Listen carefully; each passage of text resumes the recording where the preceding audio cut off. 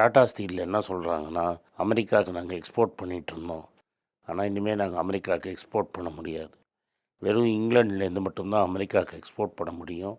அங்கே தான் அங்கே எங்களது ஒரு சேல் நடக்கும். ஆனால் ஹாலண்ட்லேருந்து எங்களால் பண்ண முடியாது. ஏன்னா ஹாலண்டுக்கு 50% டேக்ஸ் இருக்கும். அதனால் நாங்கள் லாட்டின் அமெரிக்கா, மிடில் ஈஸ்ட், ஆஃப்ரிக்காவில் இது வரைக்கும் கான்சன்ட்ரேட் பண்ணல.